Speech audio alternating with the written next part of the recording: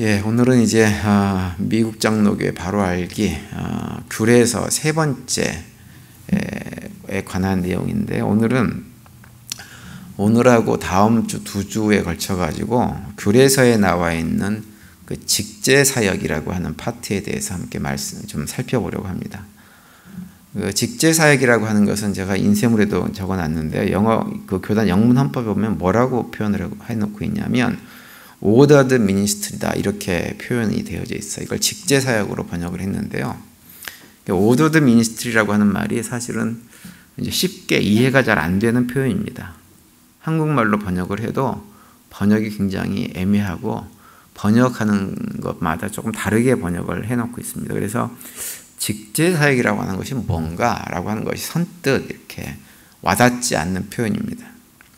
그래서 이제 이 ordered ministry라고 하는 표현을 이해하기 위해서 제가 이 표현과 좀 반대되는 표현이 뭐가 없을까라고 하는 것을 좀 찾아봤어요. 찾아봤더니 어떤 표현이 있냐면 basic form of ministry라고 하는 표현이 있었어요. 그러니까 이건 basic form of ministry는 그냥 그대로 번역을 하면 기본적인 사역이라고 이렇게 얘기를 할 수가 있겠죠.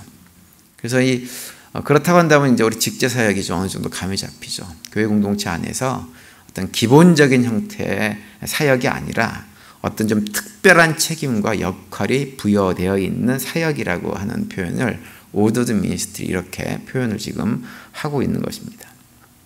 이제 기본적인 사역이라고 하면 우리 신앙 공동체 안에서 성도들이 이제 신앙 공동체를 세워 나가면서 해야 되는 아주 기본적인 여러 가지 사역들을 다 포함하는 거예요. 예를 들어서 우리 대표적으로 여성교회가 중심이 돼가지고 이제 주일 친교를 이렇게 책임지고 있잖아요. 이게 다 기본적인 사역에 해당되어지고, 또 주일날 예배를 드리기 위해서 예배 순서, 안내, 또 이렇게 봉헌자, 또 대표기도, 성경봉독, 이런 순서들을 감당하는 것 다 이 기본적인 사역에 해당되어집니다.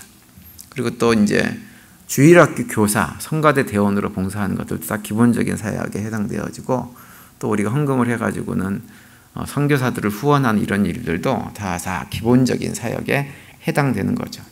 그런데 이제 그런 기본적인 사역 말고 그런 기본적인 사역들이 될 수 있도록 역할을 감당하는 특별한 직분을 가진 사람들이 교회 공동체 안에 있습니다. 그 사람들을 갖다가 이제 직제사역자다, 이렇게 부르는 것이고, 그들이 감당하는 사역을 직제사역이다, 이렇게 부르고 있는 거죠. 근데 그 직제사역에 해당되어지는 그런 직분이 뭐냐? 안수집사, 장로의 직분이 직제사역에 해당되어지는 직분입니다. 그래서 이 장로 같은 경우는 이제 또 두 종류로 나뉘죠. 사역장로가 있고 교역장로라고 하는 것이 있습니다.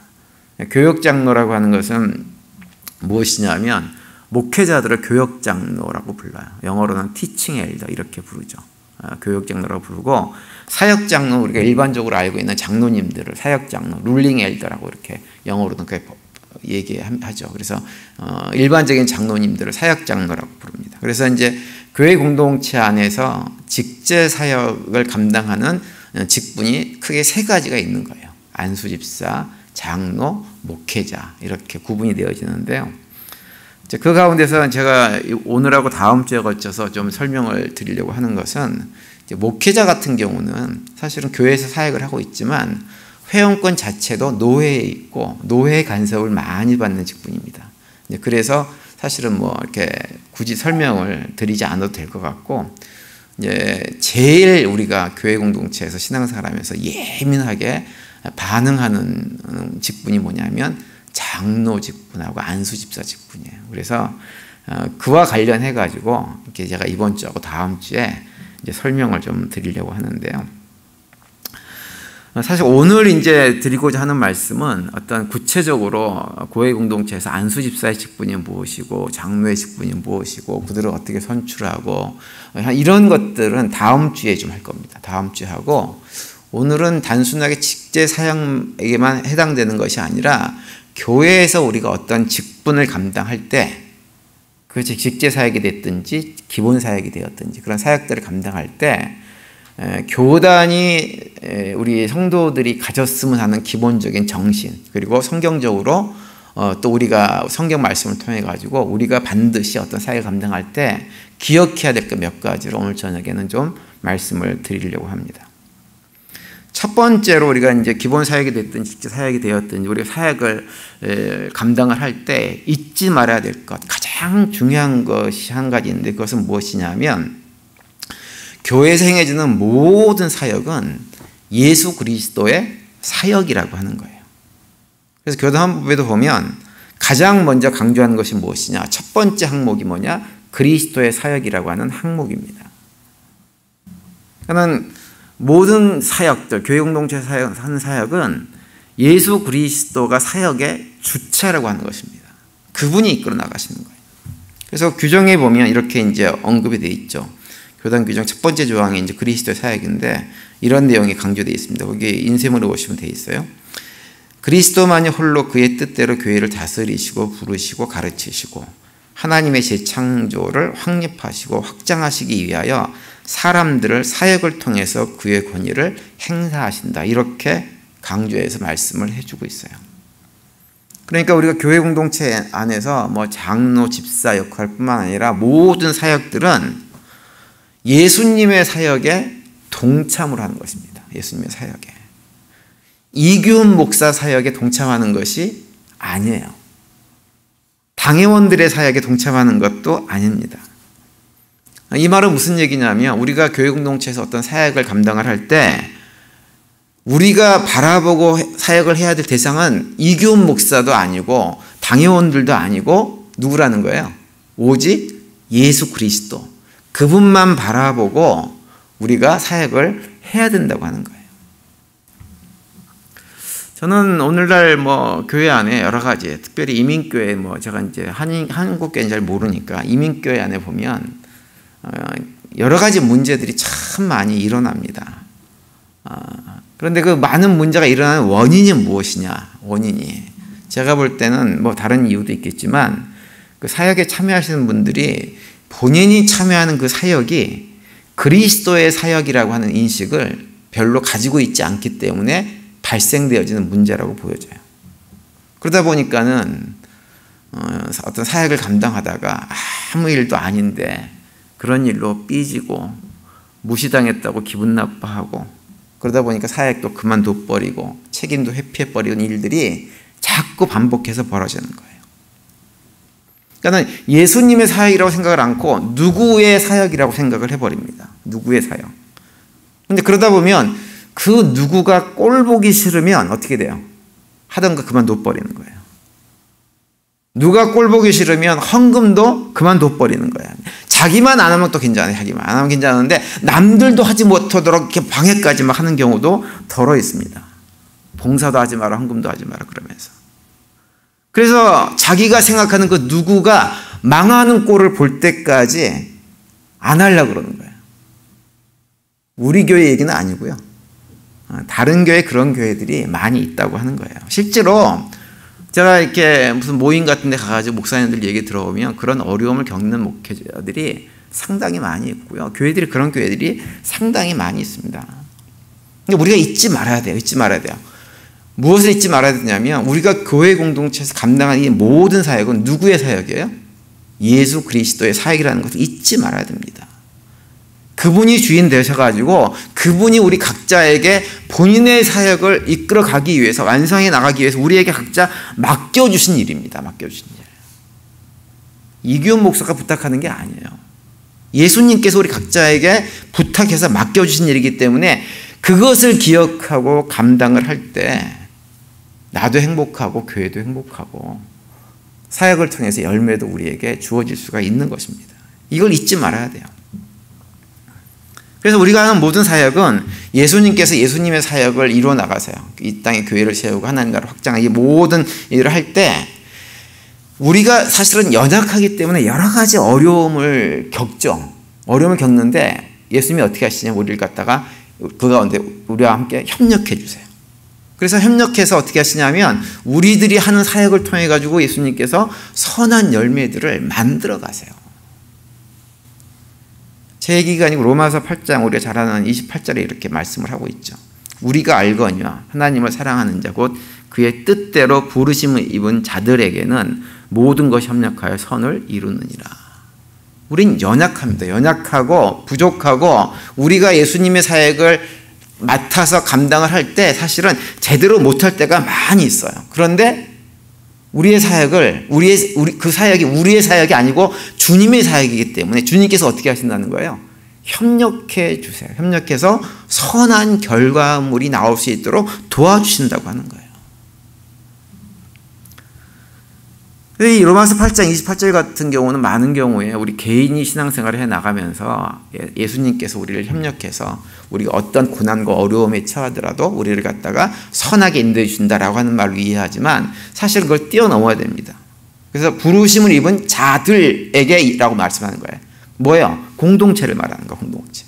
예수님께서는 이 공동체를 통해서 여러 가지 사역을 하시면서 그걸 통해 가지고 예수님이 계획하신 일들을 이뤄 나가시는 거죠. 우리가 그걸 기억을 해야 돼요.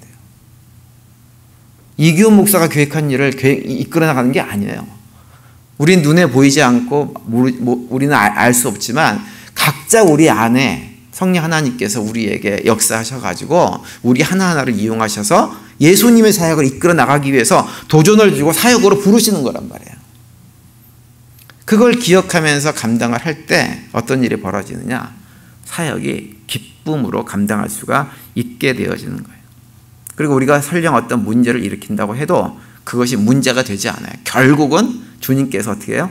선하게 만들어가는 것을 우리가 목도할 수가 있는 것입니다. 그래서 우리가 첫 번째로 이 직제사역과 관련해가지고 또 우리 교회에서 하는 모든 사역과 관련해가지고 반드시 기억하고 있어야 할 것은 무엇이냐? 교회에서 되어지는 모든 사역은 누구의 사역이다? 그리스도의 사역이다라고 하는 것을 잊지 말아야 됩니다. 그래서 우리 모든 성도님들이 그것을 기억하면서 맡겨진 사명들을 잘 감당하는 가운데 우리가 속한 공동체가 더욱더 아름답고 거룩하게 따뜻한 공동체로 지역사회에 선한 영향력을 끼치는 공동체로 세워지는 일에 귀하게 쓰임받게 되기를 간절히 바랍니다.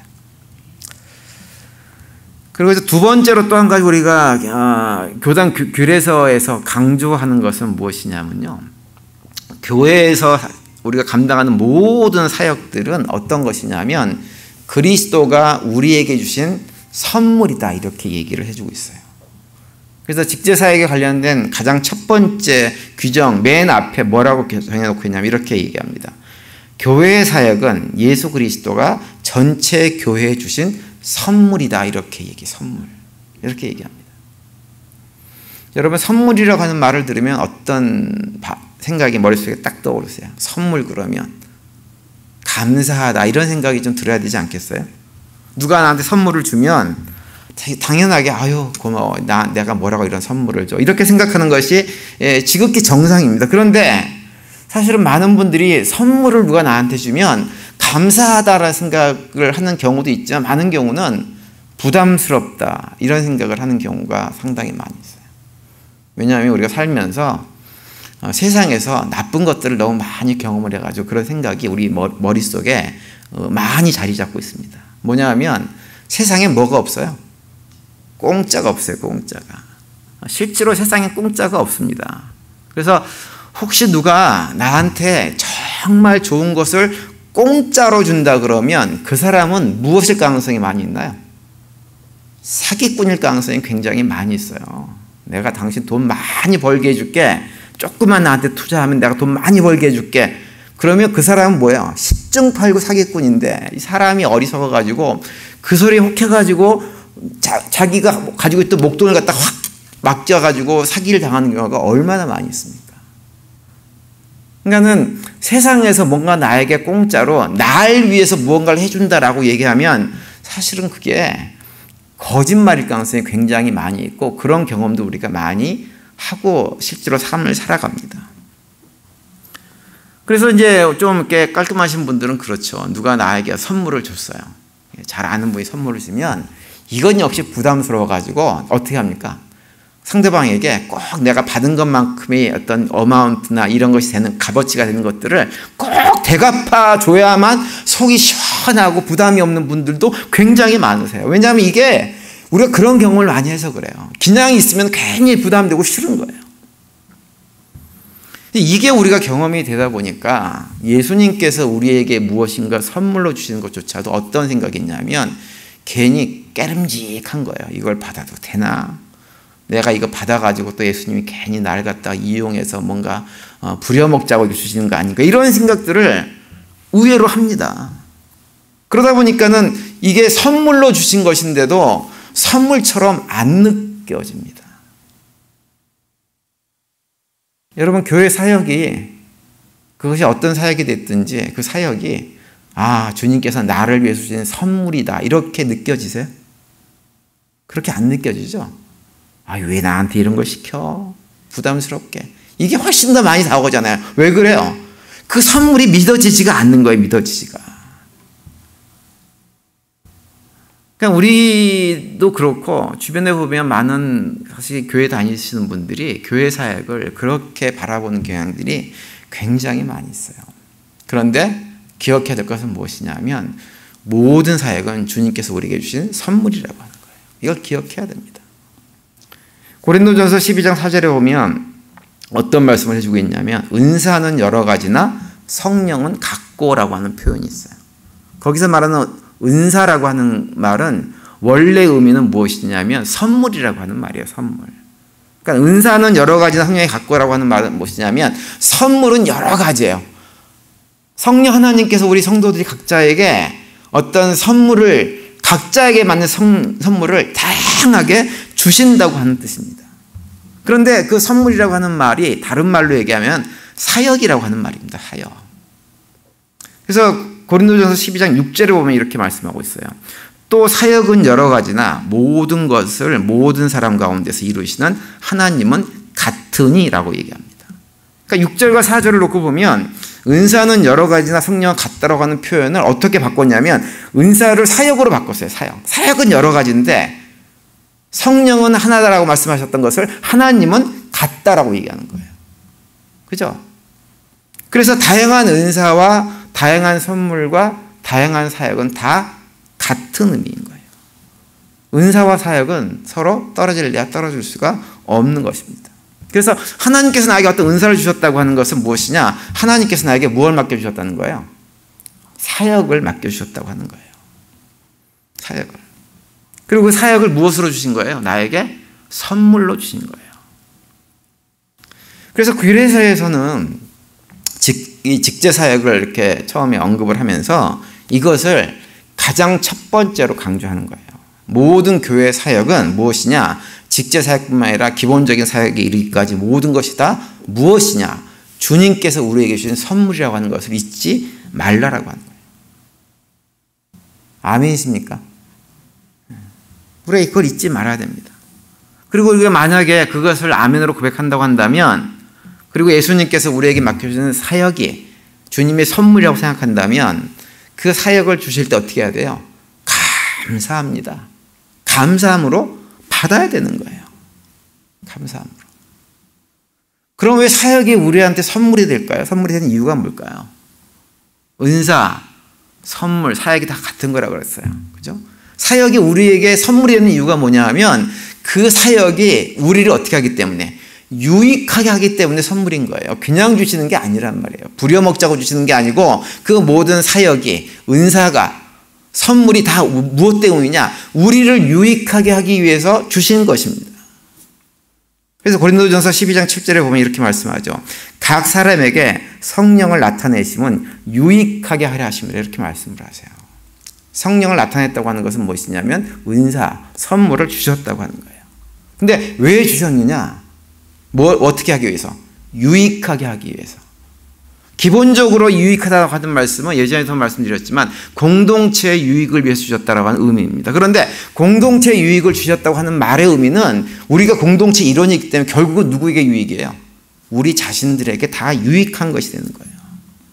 그러니까 주님께서 우리에게 사역을 맡겨주실 때 그 은사와 선물을 통해 가지고 우리를 더욱더 건강한 공동체로, 건강한 공동체의 일원으로 만들어서 우리가 영적으로 훨씬 더 많은 유익을 얻게 하기 위해서 그런 선물을 주신다고 하는 것입니다. 예전에 제가 한번 말씀을 드렸지만 하나님께서 우리 애를 부려먹으셔가지고 하나님 입장에서 얻을 게 있어요, 없어요? 아무것도 없어요. 하나님 입장에서는 우리를 안 부려먹으셔도 하나님 자체로 모든 것이 충만하신 분이기 때문에 우리를 부려먹으실 이유가 하나도 없습니다.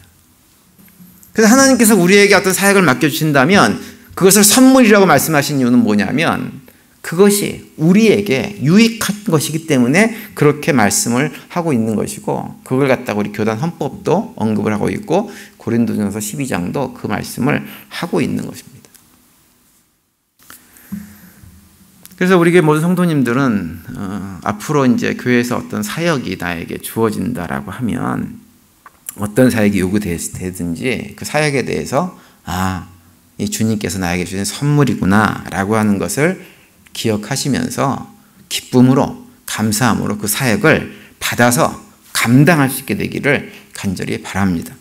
그래서 그런 사역을 통해 가지고 우리를 더욱더 영적으로 유익하게 하시는 하나님의 그 은혜의 손길들을 실질적으로 맛보고 경험하고 누리며 살아가는 우리 모두가 되시기를 간절히 바랍니다. 그리고 세 번째로 마지막으로 한 가지 더 말씀드리면, 우리가 직제사역, 교회 사역을 감당할 때 반드시 기억해야 될 것은 무엇이냐면 우리에게 주어진 모든 사역은요 무엇이냐면 예수 그리스도의 부르심 가운데 행하는 거예요. 부르심 가운데. 그래서 직제사역 세 번째 규정에 보면 어떤 표현을 하고 있냐면, 교회의 직제사역으로 부르시는 것은 삼위일체 하나님의 행위이다, 이렇게 말씀을 하고 있어요. 우리 장로든지 안수집사든지 목회자든지 아니면 그 외에 다른 모든 직분들, 모든 어떤 사역들이 누가 부르시는 행위냐면 삼위일체 하나님께서 우리를 불러서 행하게 하시는 행위라고 하는 거예요. 이규 목사가 시키는 게 아니고요. 당회가 억지로 감당하게 하는 게 아니고요. 공동체 식구들이 등 떠밀어서 감당하게 하는 것이 아니라고 하는 거예요. 나에게 어떤 직책이 주어지든지 어떤 사역이 직분이 주어지든지 그것은 누가 하는 거예요? 하나님의 부르심이라고 하는 거예요. 하나님의 부르심. 그 사역에 참여하도록 하시는 분은 하나님이세요. 우리 사람이 아니에요. 여러분 이것도 아멘으로 고백을 하십니까? 아멘 되세요? 네. 아멘으로 고백하기가 쉽지가 않죠. 사실은 이 고백하기가 쉽지가 않아요. 하나님이 날 부르시는구나. 그럴 때 아멘 하고 당대하게 내가 감당하겠습니다 이렇게 하는 것이 사실은 쉽지가 않아요. 여러 가지 이유 때문에 쉽지가 않아요. 부담이 되어서도 그렇지만 또 한 가지 이유는 뭐냐면 내가 이 사역을 감당할 수 있을까라고 하는 생각이 사실은 불현듯 찾아오는 것이 숨길 수 없는 현실입니다. 왜 하나님께서 나를 이리 부르시지? 그 마음속에 두렵고 떨림이 있을 수밖에 없는 거예요. 왜 그래요? 우리는 다 누구나 다 연약해요. 부족해요. 내가 무슨 자격이 있어서 이 사역을 감당을 해? 라고 하는 생각이 들 수밖에 없어요. 근데 우리가 기억해야 될 것은 그런 생각은 우리만 드는 것이 아니라고 하는 거예요.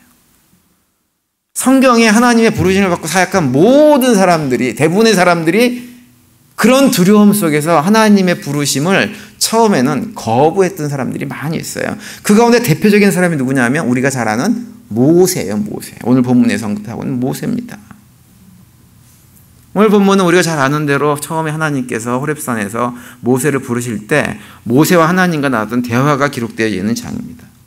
오늘 보면 10절에 보시면 이렇게 되어 있죠. 모세가 여호와께 아뢰되 오 주여 나는 본래 말을 잘하지 못하는 자니이다. 주께서 주의 종으로 명령하신 후에도 역시 그러하니 나는 입이 뻣뻣하고 혀가 둔한 자니이다. 이렇게 기록을 합니다. 하나님께서 모세를 불러가지고 너 바로왕에게 가가지고 이스라엘 백성들을 광야로 불러내서 이스라엘 백성들이 거기 나가서 하나님께 예배드려야 된다고 얘기하고 그 백성들을 광야로 끄집어 데려와라. 이렇게 하나님께서 모세에게 말씀하셨더니 모세가 반응을 하는 거예요. 하나님, 저는 입이 뻣뻣해가지고요. 말할 줄을 모르는데 제가 가서 무슨 그런 일을 합니까? 이렇게 얘기를 했어요. 그러면서 한다는 얘기가 주님, 다른 사람 보내시죠. 이렇게 얘기를 했어요. 난 못합니다. 그래서 하나님께서 모세에게 어떤 얘기를 하냐면 야, 누가 입을 지었냐? 누가 말을 하게 만들고 말을 못하게 만들고 누가 보게 만들고 누가 보지 못하게 만들고 이런 일을 다 누가 하는 거야? 다 내가 하는 거 아니야. 내가 그렇게 하게 만들어줄 테니 걱정하지 말고 가서 하라고. 이렇게 얘기를 하셨어요. 그런데 그럼에도 불구하고 모세가 하나님께서 그 정도 말씀하시면 알겠습니다 하면 좋은데 뭐예요? 하나님, 보낼 만한 사람은 보내세요. 전 못합니다. 모세의 반응이 그거였어요. 그러니까 하나님께서 그 반응을 보고 어떻게 했어요? 화를 내시면서 네 형 아론을 내가 보내줄 테니까 그 아론이 널 대신해서 말하게 할 거다. 그러니까 너는 아론한테만 얘기하고 너는 아론에게 하나님처럼 보이게 될 테니까 내가 그렇게 만들어줄 테니까 잔말 말고 와서 사역을 감당해라. 하나님께서 이렇게 강압적으로 모세를 밀어 붙이시는 장면입니다. 그래서 14절과 15절에 그 내용이 나오죠. 여호와께서 모세를 향하여 노하여 이르시되 레위 사람 내 형 아론이 있지 아니하냐. 그가 말 잘하는 것을 내가 아노라. 그가 너를 만나러 나오나니 그가 너를 볼 때 그의 마음에 기쁨이 있을 것이라. 너는 그에게 말하고 그의 입에 할 말을 주라. 내가 내 입과 그의 입에 함께 있어서 너희들이 행할 일을 가르치리라. 이렇게 말씀을 직접 해주십니다.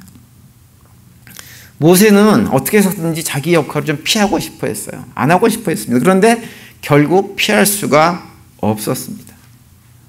모세만 그런 것이 아니에요. 우리가 지난 한 2달 동안에 묵상했던 예레미야서에 보면 예레미야 선지자가 처음에 하나님의 부르심을 받을 때 하나님한테 뭐라 그랬나요? 하나님, 저는 사역을 감당하기에 나이가 너무 어립니다. 이렇게 얘기했어요. 근데 실제로 나이가 어렸어요. 근데 하나님께서 예레미야에게 뭐라 그러셨어요? 너는 어리다고 말하지 말아라. 이렇게 얘기해버립니다. 그리고 예레미야 선지자를 그 험악한 고난의 자리, 눈물의 자리로 그를 갖다가 인도하셔서 그 사역을 감당하도록 만들었고 예레미야 결국은 그 사역에 순종하게 되었습니다. 지난번에도 말씀드렸지만 하나님은 우리가 모든 것이 다 준비되었기 때문에 부르시는 분은 결코 아닙니다. 우리 생각으로는 내가 전혀 준비가 안 됐다고 생각하는 그 순간에 우리를 하나님의 사역으로 불러주시는 분이세요. 그리고 그런 우리를 사용하셔가지고 살아계신 하나님께서 어떻게 일하시는지를 사람들에게도 보이고 우리 스스로도 맛보고 경험하고 누릴 수 있도록 만들어서 우리를 영적으로 성장시켜 주시는 분이 우리 하나님이세요. 여러분, 우리가 신앙생활을 하고 어떤 사역을 감당할 때 늘 조심해야 될 것이 하나 있습니다. 그것은 뭐냐 하면 오늘의 현대교회가 알게 모르게 굉장히 교회마다 또 성도들도 무엇에 물들어 있냐면 인본주의에 굉장히 물들어 있습니다. 인본주의란 것이 뭐예요? 우리 인간의 사고, 판단 이런 것들이 무엇보다도 중요하다고 주장하는 사상이 인본주의 사상입니다. 그런데 교회 안에도 그런 인본주의 사상이 많이 들어와 있는데 교회 안에 들어와 있는 그런 인본주의 사상 가운데 대표적인 것이 뭐냐면 은사중심주의라고 하는 거예요. 은사중심주의라고 하는 것은 뭐예요? 하나님께서 어떤 일을 나에게 맡겨주시면 하나님께서 그걸 감당할 수 있는 은사를 나에게 이미 주셨다라고 생각하는 거예요. 그래서 내가 은사가 있나 없나를 늘 확인하고 그 은사에 따라서 이런 일도 감당하고 저런 일도 감당하는 것이 맞다라고 대부분 교회가 그렇게 생각을 합니다. 근데 왜 그 인사중심주의를 자꾸 강조하냐면 어떤 사역의 효율성 때문에 그래요. 그렇잖아요. 은사가 있는 사람이 사역을 하는 게 효율적이에요. 은사가 없는 사람이 사역을 하는 것이 효율적이에요. 은사가 있는 사람이 하는 것이 효율적이고 잘 될 것 같다는 생각이 드는 거예요. 우리 인간적으로 생각이 드는 거예요. 그런데 우리가 성경을 보면 하나님은 절대로 효율성으로 일을 하시는 분이 아닙니다. 효율성이 뭐가 뛰어나냐 이걸 중심으로 일하시는 분이 결코 아니에요. 하나님의 관심은 효율성이 있는 것이 아니라 무엇에 있느냐? 우리를 구원하는 일에 관심이 있으세요. 구원하는 일에만. 예수 그리스도의 대속의 은혜로 우리를 사망의 자리 생명의 자리로 옮기는 일도 그 구원도 관심이 있지만 우리가 이 땅에 살면서 어떻게 하면 영적으로 성장하고 변화될까? 성장하는 자라나는 구원, 이루어가는 구원을 이루는 것, 거기에 우리에게 관심이 하나님에게는 있는 것입니다. 그래서 하나님은 효율적으로 일을 안 하세요. 우리를 사용하실 때는 결코 그렇게 안 하세요. 만약에 하나님께서 효율적인 방식으로 일을 하셨다고 한다면 예수님을 이 땅에 보내시는 일도 하지 않으셨을 거예요. 죄인 중에 괴수라고 하는 우리는 그런 존재잖아요. 죄인 중에 괴수라고 해도 할 말이 없는 것이 우리들입니다. 그런데 그런 우리들을 구하겠다고 가장 의롭고 거룩하신 예수님을 대속물로 주는 것처럼 비효율적인 일이 어디 있어요? 그렇지 않아요? 너무 비효율적인 일이라고요. 등가가 성립되지 않아. 등가가.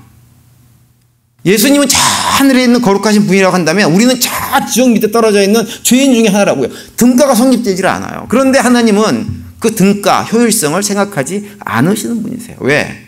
무엇이 중요하니까? 우리를 구원하는 것이 중요하기 때문에 효율성을 생각하지 않으세요.